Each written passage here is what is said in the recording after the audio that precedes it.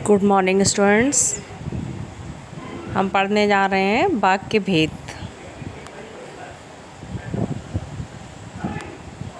वाक्य भेद पढ़ने से पहले हम जानेंगे कि वाक्य किसे कहते हैं। तो वाक्य क्या है?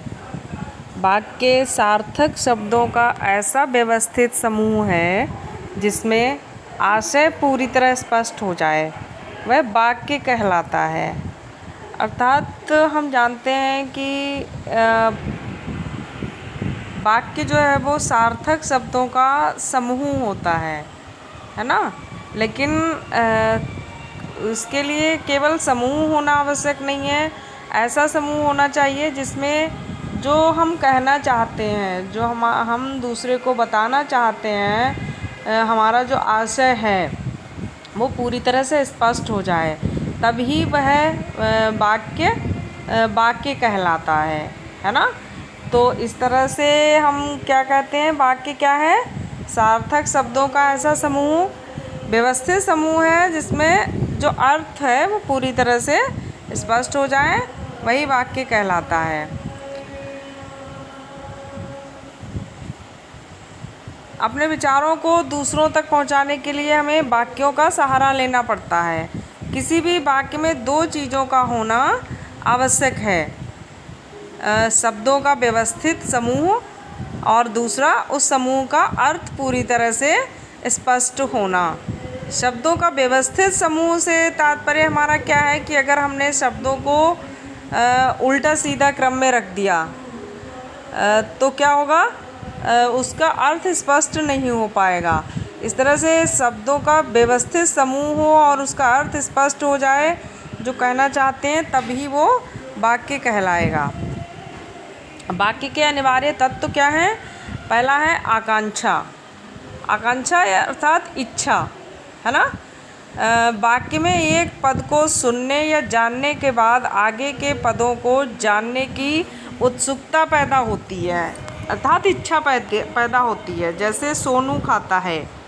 इस वाक्य में यदि प्रश्न किया जाए कि सोनू क्या खाता है, उत्तर मिला रोटी, तो रोटी इस वाक्य की आकांक्षा होगी, अर्थात इच्छा होगी। तो किसी भी वाक्य में आकांक्षा होना बहुत अधिक आवश्यक है। उसका अनिवार्य तत्व है वाक्य का। दूसरा अनिवार्य तत्व है योग्यता। योग्यता से तात्पर्य क्या है? शब्दों या पदों, है ना, जो शब्द होते हैं उन्हीं को जब वो वाक्य में प्रयोग होते हैं तो हम उनको पद कहते हैं। तो शब्दों या पदों के अर्थ स्पष्ट करने की क्षमता से है। योग्यता का तात्पर्य क्या है? शब्दों या पदों के अर्थ स्पष्ट करने की क्षमता से है। जब वाक्य का प्रत्येक पद अर्थ स्पष्ट करने की क्षमता रखता हो तो समझना चाहिए कि वाक्य में योग्यता है। जैसे चिड़िया पैर से उड़ती है।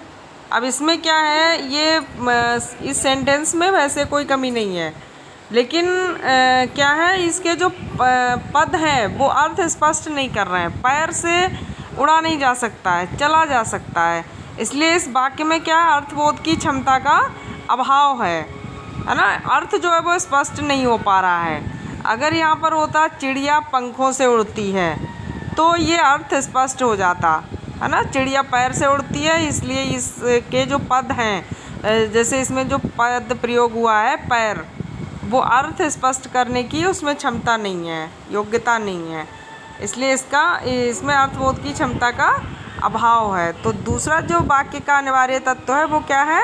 योग्यता। तीसरा है क्रम। क्रम का मतलब है सीरियल से जब हम किस पदों का प्रयोग करेंगे तो उसमें क्या होगा, अर्थ सही से स्पष्ट हो पाएगा। वाक्य में प्रयुक्त पदों या शब्दों का क्रम से प्रयोग किया जाना ही क्रम कहलाता है। जैसे पढ़ी मैंने किताब। अब ये क्या है, पढ़ी मैंने किताब, इसमें जो पद हैं उनका प्रयोग क्रम से नहीं किया गया है। इसमें शब्दों का क्रम जो है वो ठीक नहीं है। मैंने किताब पढ़ी, ये क्रम ठीक है, इसलिए वाक्य में शब्दों का क्रम से होना महत्वपूर्ण है। अब इसके बाद में आते हैं वाक्य भेद। तो वाक्य भेद वैसे दो तरह से होते हैं, रचना की दृष्टि से और अर्थ की दृष्टि से। आपके 9th क्लास में वाक्य भेद जो हैं वो अर्थ की दृष्टि से हैं, जिनके 8 भेद हैं। जो एक एक करके हम पढ़ेंगे। रचना की दृष्टि से जो वाक्य भेद हैं वो आपके 9th में नहीं है, वो 10th में आपको पढ़ाए जाएंगे। पहला है विधानवाचक, निषेधवाचक, प्रश्नवाचक, संकेतवाचक, संदेहवाचक, आज्ञावाचक, इच्छावाचक और विस्मयवाचक। ये वाक्य भेद के 8 भेद हैं जो आपको पढ़ने हैं। Thank you.